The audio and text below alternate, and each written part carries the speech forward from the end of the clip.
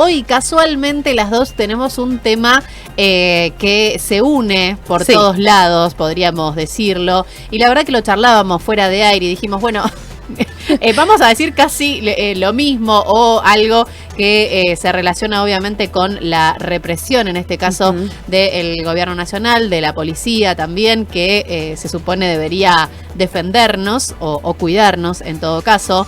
Pero en la reflexión dijimos, bueno, también es una manera de visibilizar la forma en que tiene este gobierno nacional de resolver, ¿no?, los conflictos, de resolver las cuestiones, de resolver incluso las situaciones en las que no ocurren o que no ocurre lo que ellos esperan. Tal cual, ¿no? Una forma muy violenta. Incluso podemos pensarlo, ¿no?, de abordar las manifestaciones del pueblo argentino, ¿no? Porque lo charlamos en su momento. El salir a la calle, ¿no?, es una manera de luchar tradicionalmente y de hacernos escuchar. Porque cuando quienes tienen que representarnos no lo hacen o no están escuchando justamente lo que quiere el pueblo argentino, que es justamente quienes les votamos para que nos representen y para que obviamente su accionar esté relacionado a mejorar la calidad de nuestra vida en todo sentido. Digo, bueno, la primera manifestación que hacemos históricamente es salir a la calle. Exacto. Es salir a la calle, a manifestarnos, a generar esta visibilidad, quizás a través de los medios, hoy de las redes sociales. Sí. Y bueno, entendemos que en general, ¿no?, la respuesta del gobierno nacional no ha sido el diálogo, precisamente. No ha sido escuchar al pueblo argentino en su gran mayoría, sino todo lo contrario, reprimir y ejercer la violencia por sobre todas las cosas. Por eso hoy tenemos estas dos informaciones. Vas a arrancar vos, Maggi, con en realidad una información también que viene a actualizar lo ocurrido, ¿no? Exactamente. Bueno, en esto que decías, Giselle, por supuesto que coincidimos, y además está esta famosa frase, ¿no?, de, bueno, un gobierno que tiene que reprimir al pueblo afuera del Congreso, evidentemente no está legislando para los argentinos, ¿no? Sino que, bueno, seguramente están persiguiendo otro tipo de intereses, y eso es lo que está sucediendo en reiteradas ocasiones. Bueno, ni hablar de por ahí recordar también lo que sucedió con el periodista Pablo Grillo, que me parece que fue un caso que simboliza de alguna manera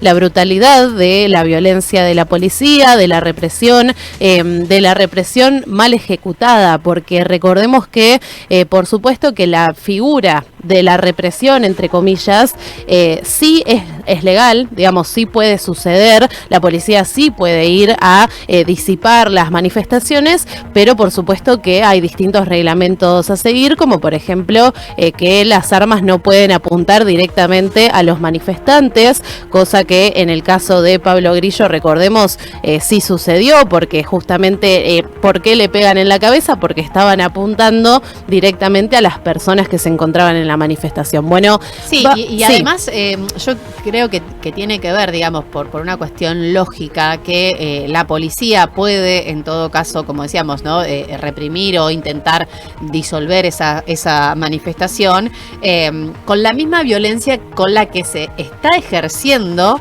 del otro lado esa manifestación, ¿no? Exacto. Lo que hemos visto en incontables situaciones es que la situación es muy diferente, es muy disímil, ¿no? O sea, el poder o las armas que tiene la policía y las personas que se están manifestando. O sea, hemos visto reprimir a la policía a jubilados y jubiladas, ancianos, ancianas, personas adultos y adultas mayores que no tenían ni siquiera un palo en la mano, ¿no? Exactamente. Entonces digo, ahí eso también es la diferencia y es lo que enoja muchísimo, ¿no? Exacto, Gise, y ese fue el caso de la manifestación del 6 de agosto. Vamos a hacer un poquito la recapitulación, ¿no? Bueno, el día que se trataba el proyecto de ley de inviolabilidad de la propiedad privada, que fue la verdad una derrota enorme para el gobierno nacional, porque tuvieron que quitar dos capítulos que eran fundamentales para ellos, ¿no? Que era el capítulo que modificaba la ley de tierras por un lado y también el capítulo que modificaba la ley de manejo del fuego. Bueno, por supuesto que eso lo consiguió el pueblo con esta manifestación, justamente, que no era para nada violenta, sino que era una manifestación en en la que nos pronunciábamos en contra de lo que estaba proponiendo el gobierno nacional, y en esta manifestación no solo se dio una represión brutal en la que, bueno, dejaron o hubieron imágenes terribles de lo que era la violencia de la policía, un despliegue que además no nos olvidemos la cantidad de plata que lleva cada uno de estos operativos, porque tiene que ver con camiones hidrantes, con armas que se gastan, bueno, por supuesto, sí, con todo lo que bombas implica, ¿no? Los gases lacrimógenos, digo, hay incluso algunas estadísticas de cuánto dinero lleva cada operativo, dinero que podría ser utilizado para un bien común, ¿no? Pero bueno, eligen gastarlo en esto. Y en este caso, en la represión, se vio una imagen, que eso es lo que quiero abordar el día de hoy, que es de un comisario que se llama Gustavo Gauna, que se lo ve vestido de civil. Un policía que está, digamos, con ropa normal, o sea, lo vemos y parece una persona normal, sí, pero que tiene en su mano una escopeta. Bueno, quienes nos estén mirando en el streaming seguramente ya tenemos la imagen ahí en pantalla de este policía que, bueno, a partir de imágenes que circularon después de la represión, se lo ve con el arma en la mano. La verdad que la imagen da bastante... miedo. Sí, da miedo, realmente da miedo, porque es una persona vestida como cualquier otra, pero con un arma muy grande en la mano. Bueno, la imagen, además, quiero contarles que fue tomada por Oriana Estrada, que es un estudiante de Ciencias de la Comunicación de la UBA, y yo en este caso voy a tomar la noticia de la Agencia de Comunicación de Ciencias de la Comunicación de la UBA, la Agencia de Noticias, que es como lo que tenemos aquí en nuestra facultad como Agencia Comunica, digamos, una agencia de noticias en la que trabajan estudiantes, docentes de la facultad, y me parece que vale doble no tomarla desde esa fuente, porque además, bueno, también hacemos un poquito la reflexión de qué importante es contar con medios públicos, como lo es esta agencia de la UBA, que es la ANCOM, y bueno, en este caso lo que plantea es esto que sucedió, ¿no? Este policía que estaba vestido de civil y que, entre otras cosas, genera una sensación de controversia enorme. Un hombre vestido de civil con un arma larga en las manos, junto a efectivos uniformados de la Policía Federal. No lleva uniforme, no lleva identificación visible. Eso, más que nada algún tipo de identificación visible. Exacto. Lo que puede generar cualquier tipo, ¿no?, de malentendido, esto que recién hablábamos. Digamos, la policía muchas veces puede responder según la violencia ejercida, ¿no?, desde la otra parte, o en este caso desde los manifestantes. Entonces, si hay una persona vestida de civil que tiene un arma, tranquilamente, ¿no?, podrían justificar su accionar completamente violento porque del otro lado había este tipo de armas. Exactamente, bueno, y además ni hablar de lo peligroso que es esto, claro. Y además, bueno, nada que lo identificara como integrante de una fuerza de seguridad, y además, bueno, como les decía, es un comisario mayor que se llama Gustavo Gauna, que es el director general de organizaciones criminales de la Policía Federal Argentina. Es decir, no estamos hablando de un policía sin experiencia, sino que es una persona que efectivamente lleva años como integrante de la Policía Federal. Y en este caso, bueno, se lo muestra portando una escopeta calibre 12-70, para quienes entiendan de armas pueden entender lo que eso implica, y desde el gobierno hubo una justificación de esto que pasó. Si les parece, antes de continuar, vamos a escuchar un audio de la ministra de Seguridad, que es Alejandra Monteoliva, que por supuesto fue consultada por esta situación, y escuchemos lo que decía la ministra. Este comisario, no sé si es comisario o subcomisario, no lo tengo claro, que es el oficial de turno en ese día, haya tenido su placa colgada, como lo tienen vestido de traje con la placa. Frente al uso del arma, por la foto que vi, puedes corregir, Juan Pablo, con más ojo, es una escopeta de la de ruido, con perdigones de estruendo, eso quería decir, estruendo. ¿Qué cosa sale de un perdigón de estruendo? Ruido, es de estruendo. Yo quisiera que explique los que van con la masa, los que van con el martillo. Bueno, ahí la escuchábamos a la ministra nacional de Seguridad, Alejandra Monteoliva, bueno, justificando básicamente. Dice perdigones. Sí, ella se justifica diciendo que la escopeta que este comisario tenía en la mano es aparentemente una escopeta de estruendo y dice que supuestamente tenía colgada una identificación. La identificación en las imágenes no la vemos, excepto que la tuviera metida entre la ropa, que no tiene sentido porque nadie lo veía a simple vista ni lo identificaba. Bueno, no solamente se justificaron con esto que escuchábamos recién de, bueno, es una escopeta de estruendo, entonces no pasa nada, y además escuchen la última parte en la que ella dice, prefiero que se justifiquen los que van con las masas. No sé qué respuestas está buscando la ministra, pero además se justifican alegando que este comisario formaba parte de las brigadas de civil, supuestamente que son brigadas destinadas a observar e identificar a personas que generan disturbios para luego intervenir y que portaba un arma no letal. Eso es lo que dice el gobierno para justificar esta situación y acá tomando esta noticia de la ANCOM, bueno, la explicación oficial deja abierta varias preguntas, ¿no? ¿Qué función cumplen esas brigadas de civil? ¿Bajo qué protocolo intervienen en una protesta? ¿Cómo deben identificarse? ¿Quiénes forman parte de ellas? Y en el caso particular de este comisario, que es Gauna, ¿quién dispuso su participación y qué tarea tenía asignada durante el operativo? Porque lo veíamos con una escopeta en la mano, no lo veíamos caminando como cualquier civil supuestamente controlando que no haya ningún tipo de violencia. Bueno, de esta manera entonces, quienes trabajan en la ANCOM hicieron una entrevista con el equipo del CELS, que justamente el CELS es el Centro de Estudios Legales y Sociales, que es una organización de derechos humanos de Argentina sumamente conocida porque fue creada durante la última dictadura militar y promueven, ¿no?, los derechos humanos en nuestro país. Y en este caso, Victoria Darraidou, creo que se pronuncia así el nombre, que es la coordinadora del equipo de violencia institucional del CELS, bueno, plantea que la presencia de un integrante de la Policía Federal vestido de civil y armado en una manifestación resulta especialmente preocupante, y lo que plantea es, en las imágenes se puede observar que se encuentra sin uniforme ni identificación visible y que porta una escopeta 1270, que es un arma apta para cargar distintos tipos de munición, como los cartuchos de estruendo, pero también los antitumulto, balas de goma y postas de plomo. Es decir, sí, la escopeta se podía cargar con estruendo, pero también podía ser cargada con plomo, que está prohibido durante las manifestaciones. Y también lo que plantea entonces Darraidou es que la propia Policía Federal cuenta desde el año 2003 con una normativa interna que establece la obligatoriedad del uniforme para los agentes que intervienen en operativos en contextos de protesta social.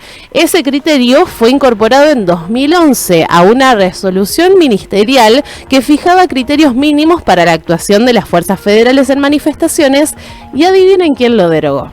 En 2023, Patricia Bullrich deroga esa resolución ministerial, entonces oficializa el protocolo para manifestaciones conocido como el protocolo antipiquetes, ¿no?, del que ella está muy orgullosa, no solo Patricia Bullrich, sino la actual ministra de Seguridad, Alejandra Monteoliva, lo reafirma cada vez, ¿no?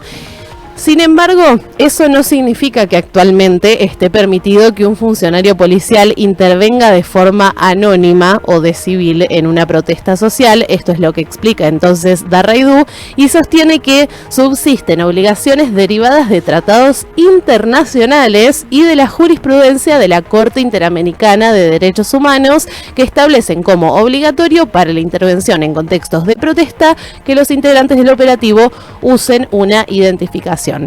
De esta manera, entonces, básicamente sabemos que esto, digamos, lo podemos pensar desde las distintas miradas, y por supuesto que el gobierno nacional va a agarrarse de lo que pueda para justificar el accionar de este policía.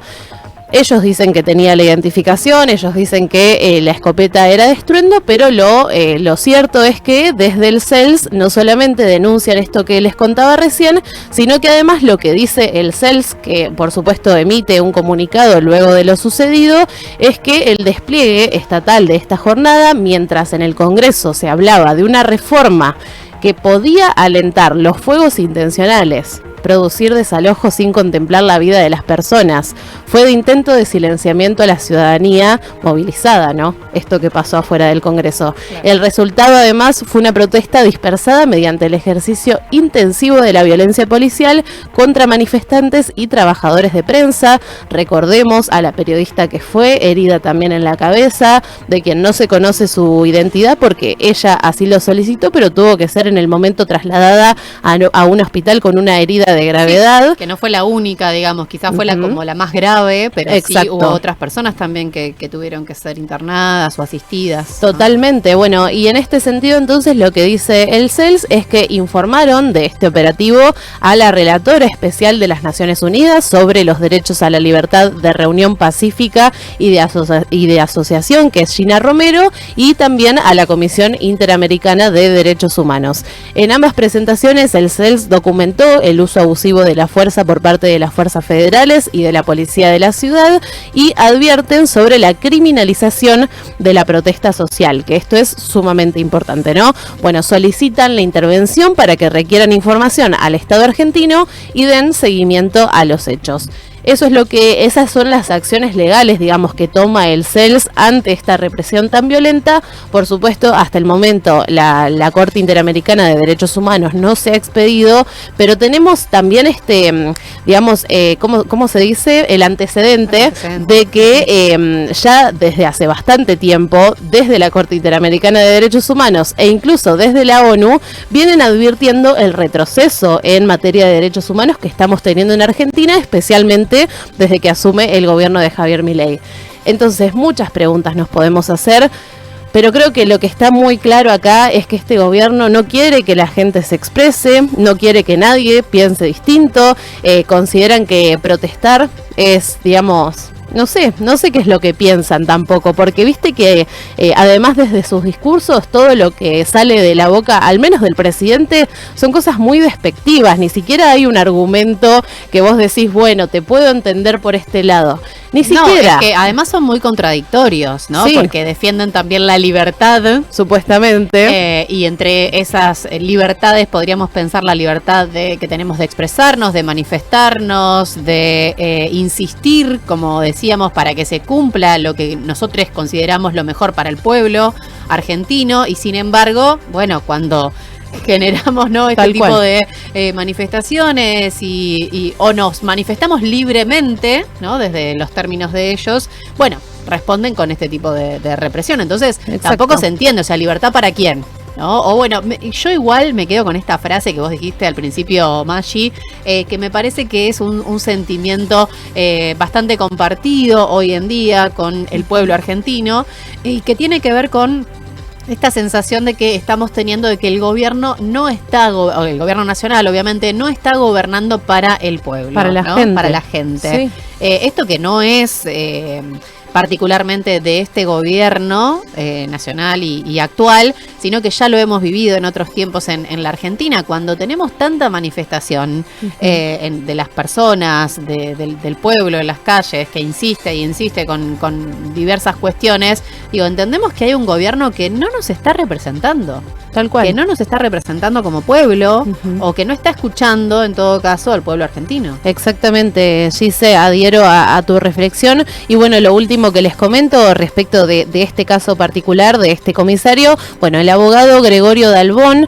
presentó una denuncia por el caso, acusa a Gauna, que es este comisario, de abuso de autoridad y violación de los deberes de funcionario público, además de vejaciones y apremios ilegales. Esta causa va a estar en manos de una jueza que se llama María Romilda Servini, y la investigación va a quedar a cargo del fiscal federal Carlos Rívolo. Y también el comisario fue denunciado por la Comisión Nacional por la Memoria en una presentación judicial más amplia que exige la investigación por el desproporcionado operativo represivo del jueves pasado, del 6 de agosto, que incluyó, según la Comisión por la Memoria, más de 100 granadas de gas lacrimógeno, postas de balas de goma, gas pimienta y 4 camiones hidrantes que marcharon a contramano por las avenidas de Mayo y 9 de Julio en medio del tránsito. Y también el diputado Esteban Paulón a su vez realizó un pedido de informes para que la ministra Alejandra Oliva se presente en el recinto a dar explicaciones de lo que sucedió.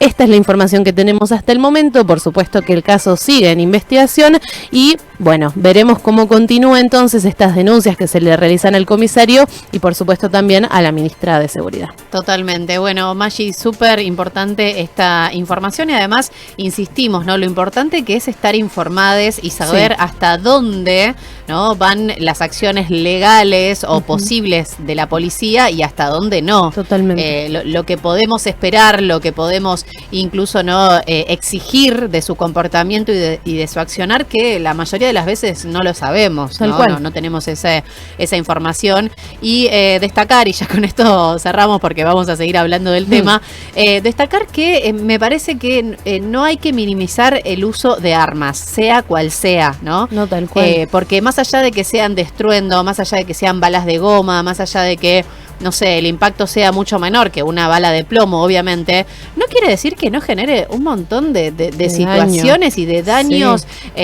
sumamente graves en las personas. O sea, además hecho, del miedo, ¿no? Hemos tenido un montón de casos, incluso recuerdo una situación en la que atacaron a una niña que la golpearon fuertemente con una bala de goma, sí, pero la dejaron en grave estado, ¿no? O sea, no tiene que ver quizás no con minimizar el uso de armas, porque todo genera un impacto realmente importante en las personas y puede generar algo realmente grave, más allá de que no sea la muerte, pongámosle, ¿no? Sí, como excusa. No, totalmente. Y este tipo de justificaciones también lo que hacen es que vamos a normalizar este tipo de situaciones. El uso de armas, el generar miedo, el generar temor, porque tal cual. Vos imagínense en esa situación, ¿no? Se están manifestando pacíficamente en la calle, aparece un señor que parece un civil con un arma enorme, con grande, una escopeta, larga. Sí, gigante. Vos vas a decir, no, tiene solamente, no sé, es de estruendo, no pasa nada. Un dispositivo que es de estruendo, nada más, no pasa nada, no. No, tal cual. Obviamente genera mucho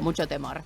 Gis, entonces te doy el lugar para que comentes tu noticia. Sí, tienen varios factores en común, porque bueno, no solamente el accionar de la policía y la represión, sino también tiene que ver con la manifestación del pueblo argentino, la búsqueda, ¿no?, de no perder derechos, el reclamo por estas modificaciones que se iban a hacer de la ley de tierras, o sea, tienen todos los puntos en común, y entonces por eso insistimos en que decidimos igualmente abordar estas dos informaciones que por supuesto para nosotras han sido relevantes. En mi caso en particular, además, una información que lamentablemente no es muy visible, sobre todo en los medios hegemónicos de nuestro país.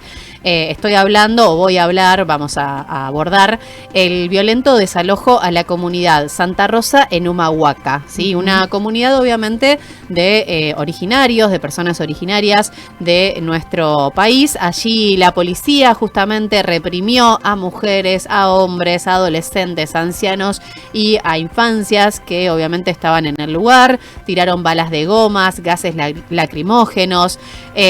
Todo se desarrolla por una orden del juez Juan Pablo Calderón, que no contempló el derecho de las comunidades justamente, o de la comunidad en este caso de Santa Rosa, que tiene posesión y relevamiento de sus territorios. Ahora lo vamos a explicar mejor.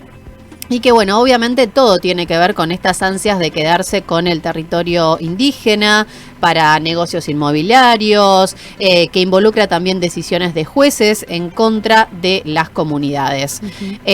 Para que logren identificar esta situación, hace ya un tiempo que a través de las redes sociales, porque esto ocurrió el lunes, a través de las redes sociales hay una imagen realmente impactante de una mujer indígena que está con la bandera de la comunidad y de los pueblos originarios, con la bandera argentina en la mano y haciéndole frente a estos policías que obviamente estaban, ¿no?, todos juntos, con sus escudos, con sus cascos y demás. Sí. Bueno, una imagen realmente impactante, porque además tiene, digamos, toda esta connotación de que es una mujer. Claro. ¿no? Una mujer contra todos varones también, ¿no? Todos varones de la policía. Realmente una imagen impactante que, insisto, ha recorrido las redes sociales. Lamentablemente no así los medios de comunicación, que muy pocos medios hegemónicos han tomado esta información para justamente visibilizar este conflicto. Vamos por partes, o vamos a contextualizar, ¿no? Quizás del otro lado hay personas que no tienen esta información, pero la problemática de los desalojos y los conflictos territoriales de comunidades originarias en todas partes de nuestro país, porque sí existen, sí están entre nosotros, no estamos hablando de historia pasada, no es algo del pasado, no es algo que ya pasó hace mucho tiempo, no estamos hablando de la época de, no sé, de donde no existíamos Tal como nacionalidad argentina, sino que es actual. Esto pasa hoy. Hay comunidades originarias, hay muchísimas personas descendientes de pueblos originarios que conviven con nosotros y que por supuesto reclaman sobre sus tierras, ¿no? Un poco lo debatíamos hace unos días atrás. ¿De quién es la tierra? ¿De quién es el suelo que pisamos? Una pregunta y una situación que nos debemos resolver, ¿no? como argentines, ¿no? Bueno, obviamente, principalmente, las comunidades tienen que ver con los pueblos mapuche y tehuelche, ¿sí? Que son las comunidades que originalmente vivían en estos territorios, en los que hoy conocemos como suelo argentino. Y como les decía, ¿no? Es un tema complejo que involucra tensiones históricas, disputas legales y visiones contrapuestas sobre la propiedad de la tierra, ¿no? O sea, siempre el tema principal es, bueno, ¿de quién es la tierra? Exacto, que vos ¿De quién es la tierra? Justo hiciste esa pregunta, Gise, la semana pasada y estuviste más que atinada, porque es verdad, es un poco, ¿no? Una pregunta que podríamos hacernos en esta discusión que trae el gobierno nacional de la propiedad privada y que sí insisten con esa situación. Bueno, ¿de quiénes o de quién son las tierras argentinas? Totalmente. Bueno, en el marco legal y a través de la prórroga de la ley 26.160 existe, ¿no? Esta emergencia territorial, ¿no? O sea, la ley 26.160, que fue declarada en 2006, suspende los desalojos de tierras ocupadas por comunidades indígenas, tradicionalmente de forma pacífica y registrada, ¿sí? O sea, suspende este tipo de desalojos, pero, porque esto también hay que decirlo, no es algo que esté ocurriendo hoy en particular, ¿no? Esto es, son situaciones históricas que se han dado infinidad de veces, o sea, todo el tiempo, y varios otros gobiernos de diferentes estilos políticos han querido, ¿no? Intentar sacar a los pueblos originarios de estas tierras, sobre todo en tierras que son ricas en recursos, ¿sí? Porque obviamente quieren vender esas tierras, o quieren ocuparlas para hacer uso, ¿no?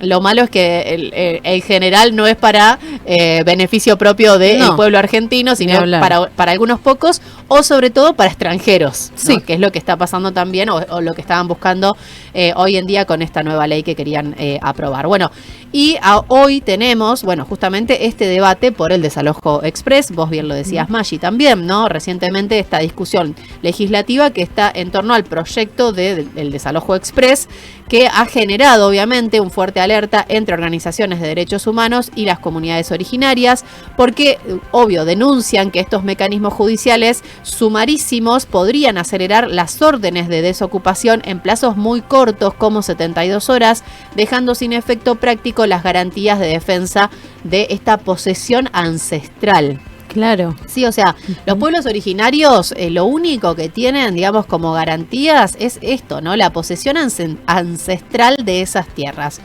Lo que suele ocurrir con estos conflictos es que los territorios no están correctamente demarcados. Claro. Porque, bueno, insistimos, es una cuestión ancestral, o sea, muy atrás en el tiempo, por lo que cuesta mucho o es muy difícil identificar hasta dónde van sus territorios. Sí, ¿no? tal cual. Hasta dónde van sus territorios, hasta dónde pueden también otorgarles esas tierras, porque bueno, insistimos, o sea, son descendientes de los pueblos originarios que desde siempre estuvieron habitando estos suelos. Y las trabajan y las cuidan.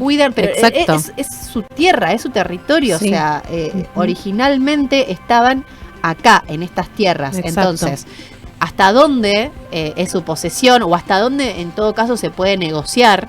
¿Sí? Sí. Con estas comunidades que por supuesto, o sea, son comunidades, insisto con esto, también tienen sus tradiciones, tienen su cultura, trabajan la tierra, tienen sus propias producciones, viven allí, tienen sus hogares, tienen sus casas, las familias, también prestan educación a las infancias y mantienen esto, ¿no? Su cultura y su historia tradicional como pueblos originarios. Esto también es importante decirlo porque no es que los pueden mandar a la ciudad, por ejemplo, ¿no? Exacto. Digo, no es tan sencillo como, bueno, les quitamos esta tierra y que después se arreglen y vayan a vivir a la ciudad o vayan a vivir a un departamento. No es tan fácil, no, tal cual. Y en todo caso sería completamente irrespetuoso pensar de esa manera. Bueno, estos principales focos de conflicto, estamos hablando en particular en la Patagonia, pero insisto, esto se da a lo largo y a lo ancho del país, donde hay comunidades originarias. Las disputas ocurren en áreas adquiridas por grandes terratenientes extranjeros o empresas multinacionales como firmas forestales, ganaderas o energéticas, y las comunidades reclaman que estas propiedades se superponen con sus territorios ancestrales, ¿no? Esto que les digo, siempre la discusión es hasta dónde. Claro. Hasta dónde sí, hasta dónde va tu territorio, hasta dónde va mi territorio, porque además, ¿no? Estamos hablando de empresas multinacionales, forestales, ganaderas o energéticas que pueden o suelen contaminar el espacio.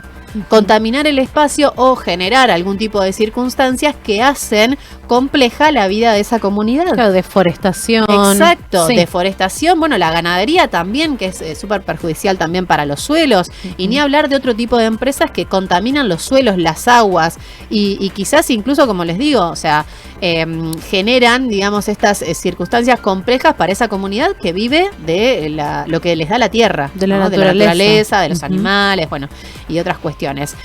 También, bueno, está la cuestión esta de parques nacionales y las áreas protegidas, porque también dentro de los espacios de las comunidades originarias hemos llegado a determinados acuerdos que son áreas que deben ser protegidas y que son entendidas como parques nacionales, ¿no? Claro. Esto también está como en juego. Existen siempre estas tensiones recurrentes en zonas controladas por el Estado federal, como los alrededores de Bariloche y el Parque Nacional Nahuel Huapi, y los reclamos de recuperación territorial por vías, de hecho, de ciertas agrupaciones que luego son judicializadas bajo cargos de usurpación. Claro. ¿No? Porque bueno, ahí ya también entra a jugar, digamos, la preservación de las áreas. Claro. ¿No? Pero lo mismo, esas áreas o esos territorios muchas veces pertenecen a comunidades originarias. Exacto.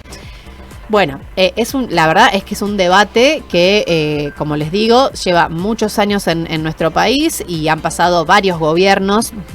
Algunos con más intención que otros de poder ir resolviendo estas situaciones, pero la verdad es que es sumamente complejo, ¿no? Determinar, insisto, la mayoría de las veces tiene que ver con esto, los límites de esas tierras ancestrales de las comunidades originarias. Claro, y porque además, ¿cómo vas en contra de la lógica capitalista? Que creo que es algo que va, o una pregunta que me surge de acuerdo a esto que estás explicando, Gise, porque por supuesto que hay los distintos gobiernos que han pasado en nuestro país, al menos en los últimos años, la mayoría, por supuesto, están alineados a las lógicas capitalistas que tienen que ver con esto, ¿no? Y de pensar en este tema de la propiedad privada especialmente. Digo, y si ahora vos explicás también, Gise, de que hay territorios que son propiedad del Estado Nacional, entonces es el Estado Nacional el que puede efectivamente, digamos, determinar qué se hace o no con esas tierras y pensarlas como casi que como una mercancía, porque es eso, ¿no? Se Totalmente. los piensa, qué sé yo, como hectáreas. Bueno, ¿no? totalmente, ¿no? Eso también es una discusión que proponen justamente desde los pueblos originarios. Bueno, están estas dos posturas, ¿no? En pugna todo el tiempo los argumentos de las comunidades originarias que sostienen que el Estado argentino históricamente les arrebató sus tierras, exigen el cumplimiento de la Constitución Nacional, porque esto también hay que decirlo. Estos derechos de los pueblos originarios están reconocidos en nuestra Constitución Nacional a través del artículo 75, inciso 17, que reconoce la preexistencia étnica y la posesión comunitaria de las tierras que tradicionalmente ocupan. O sea, obviamente que su denuncia es completamente válida porque está escrito y está comprendido, digamos, en nuestra Constitución Nacional, este reconocimiento justamente. Pero bueno, ya sabemos que la distancia que hay entre lo que sucede, lo que determina la justicia, lo que determina el gobierno, es bastante compleja. Bueno, por eso denuncian la falta de finalización del relevamiento catastral obligatorio, que es esto lo que hace falta, obviamente, ¿no? Un relevamiento catastral que dictamine, como decíamos, o que delimite, en todo caso, hasta dónde van esos territorios y hasta dónde no. Tal cual. Y por otro lado, obviamente, los argumentos de los propietarios y de los sectores judiciales que defienden el derecho constitucional a la propiedad privada y a la seguridad jurídica. Señalan que algunas tomas o recuperaciones se realizan con metodologías violentas y argumentan que el reconocimiento de derechos colectivos no debe convalidar la ocupación ilegal de inmuebles con títulos de propiedad vigentes. Y ahí empieza la tensión nuevamente, ¿no? Digo, bueno, ¿hasta dónde va, digamos, tus derechos y los míos? Claro. Y si es una propiedad privada o no, porque también si es mi tierra ancestral, eso me pertenece. Claro. Históricamente, ancestralmente, sí. este territorio es mío. Vos sos el que está usurpando. Claro, vos usurpás, sí. Bueno, es verdad. Todo esto se suele resolver con episodios de violencia institucional, como lo que hemos visto en este caso en la comunidad indígena Santa Rosa, allí en Humahuaca, que como les contaba, bueno, ocurrió este pasado lunes, dejando un saldo de múltiples personas heridas, al menos 7 detenidos y las viviendas destruidas. Que esto también quiero poner el foco en decir, bueno, ¿era necesario destruir sus cosas? ¿Era necesario destruir las viviendas? Bueno, el uso de la fuerza, ¿no? Los efectivos de la infantería y de la policía de Jujuy que avanzaron sobre el territorio ancestral utilizando gases lacrimógenos y disparos de balas de goma a corta distancia, los perdigones y los gases que afectaron de manera directa a niños, mujeres con bebés en brazos, adultos y adultas mayores, personas con discapacidad que intentaban resguardar sus hogares, las casas demolidas inmediatamente después de retirar a las familias por la fuerza, maquinaria pesada sin patentes demolió por completo 3 viviendas pertenecientes a 3 familias del pueblo originario. Bueno, y esto que les decía, ¿no? Al menos 7 integrantes de la comunidad, incluyendo 5 mujeres, que no es casual, 5 mujeres y 2 varones que fueron arrestados, y luego la intervención, ¿no?, de abogadas de derechos humanos que presentaron recursos de habeas corpus. Los detenidos aparentemente han recuperado su libertad.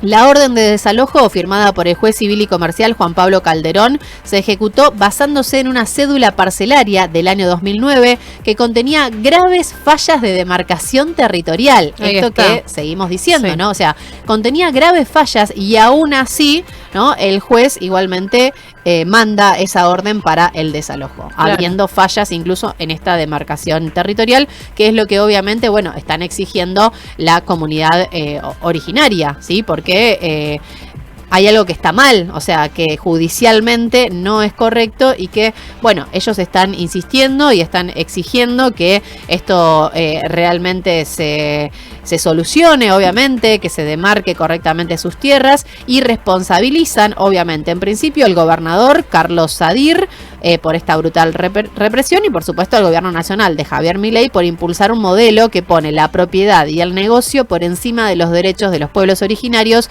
y debilita sus herramientas de protección. insistimos con esto, ¿no? La tierra no es una mercancía, los territorios ancestrales no se entregan, bueno, no a los desalojos y obviamente a la represión y a la violencia, porque estamos hablando de comunidades, de familias, de infancias, de mujeres que estuvieron allí poniendo, ¿no?, su cuerpo, tal cual, como esta imagen que circula, que, como decíamos, tiene una gran connotación, ¿no? Las mujeres ahí también defendiendo el territorio frente a la violencia. Esa imagen es tremenda e incluso, bueno, estaba viendo recién que la estábamos viendo en nuestro streaming también, y bueno, esa imagen que vos decís, Gise, una mujer defendiendo su territorio, defendiendo a su familia, bueno, lo que decías que totalmente no es casualidad que hayan sido 5 mujeres y 2 varones los detenidos, bueno, por supuesto que muchas cosas nos deja pensando esta temática y está bueno estar atentos a estas situaciones que seguramente a partir de lo que pasó en el Congreso se van a repetir cada vez más, ¿no? No, por supuesto, y además situaciones que quedan completamente invisibilizadas por los medios hegemónicos. Digo, esto salió a través de redes sociales y a través de un montón de personas y comunidades o medios alternativos o medios comunitarios que abordaron esta situación, que compartieron imágenes, que compartieron el video, pero la mayoría de los medios nacionales no lo tomó. No, claro, no tomó esta información. Es verdad, sí, es verdad. Bueno, al 2284-500-200 lo seguimos leyendo, escuchando. Sabemos que aquí en Olavarría mismo tenemos comunidades originarias también, así que nos encantaría poder contar con sus voces y bueno, seguir estando atentas a estas cuestiones.